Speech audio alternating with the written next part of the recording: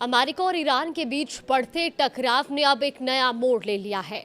अब सवाल सिर्फ मिसाइलों और सैन्य कार्रवाई का नहीं बल्कि कूटनीति का भी है, क्योंकि ईरान की कार्रवाई अब उन देशों तक पहुंच रही है जो अब तक उसके लिए बातचीत का रास्ता खोलते रहे थे। कतर नाराज है, पाकिस्तान दबाव में है और सऊदी अरब को लेकर नई तनातनी सामने आ गई है। ऐसे में बड़ा सवाल है कि क्या ईरान अपने विरोधियों से लड़ते लड़ते अपने कूटनीतिक साझेदारों को भी खो रहा है।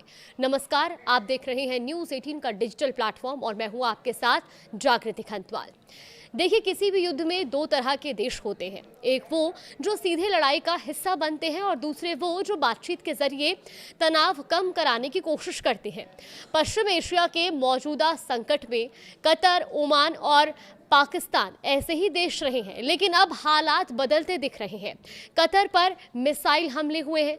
पाकिस्तान सऊदी अरब को लेकर खुलकर अपनी चिंता जता रहा है और ओमान की मध्यस्थता की भूमिका भी कमजोर पड़ती दिखाई दे रही है। यही वजह है कि कई रणनीतिक विशेषज्ञ ईरान की मौजूदा नीति को बड़ा जोखिम बता रहे हैं। सबसे पहले बात कतर की। देखिए, खाड़ी क्षेत्र में कतर की भूमिका हमेशा अलग रही है। एक तरफ उसके यहाँ अमेरिका का सबसे बड़ा सैन्य अड्डा अल उदीद मौजूद है, तो दूसरी तरफ उसने वर्षों तक ईरान के साथ संवाद बनाए रखा।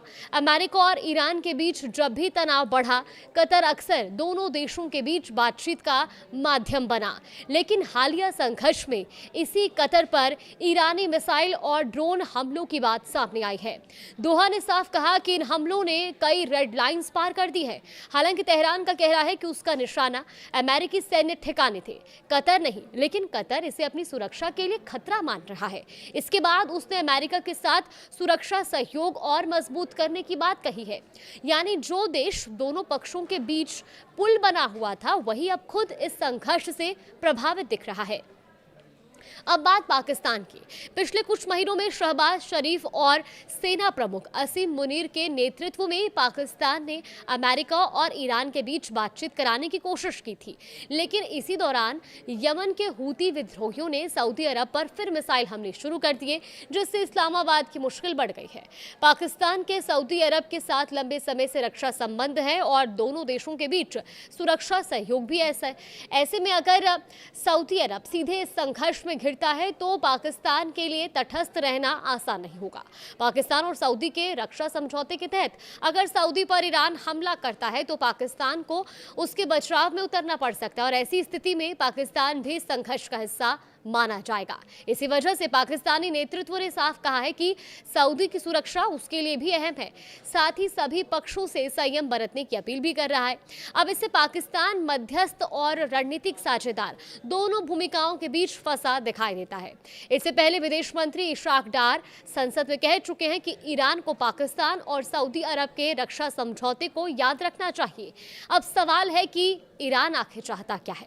देखिए, रणनीतिक मामलों के जानकारों के मुताबिक ईरान पूरे खाड़ी क्षेत्र को यह संदेश देना चाहता है कि अगर उसके खिलाफ सैन्य कार्रवाई होती है तो उसका असर सिर्फ अमेरिका या इजराइल तक सीमित नहीं रहेगा। स्ट्रेट ऑफ होर्मुज पर नियंत्रण की उसकी कोशिश भी इसी रणनीति का हिस्सा मानी जाती है। ईरान चाहता है कि इस समुद्री रास्ते से गुजरने वाले जहाज उसकी शर्तों के मुताबिक चले। लेकिन इस रणनीति का दूसरा पहलू भी है। अगर कतर, ओमान और दूसरे खाड़ी देश खुद को असुरक्षित महसूस करने लगे तो वो पहले से ज्यादा मजबूती के साथ अमेरिका का साथ दे सकते हैं। यानी विरोधियों पर दबाव बनाने की रणनीति ईरान के खिलाफ नया क्षेत्रीय गठबंधन भी तैयार कर सकती है। ओमान का रुख भी अहम माना जा रहा है।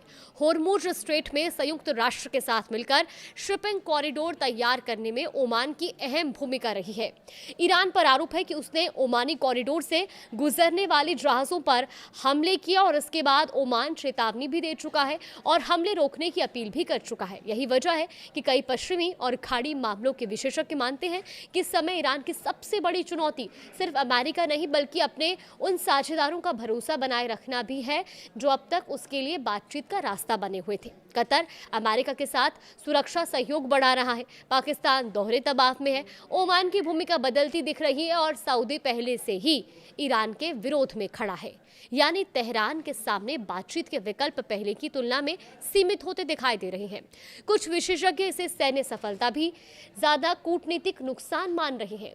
वहीं कुछ विश्लेषकों का कहना है कि ईरान अभी भी अपनी डिटरेंस यानी कि विरोधियों पर दबाव बनाने की रणनीति पर काम कर रहा है।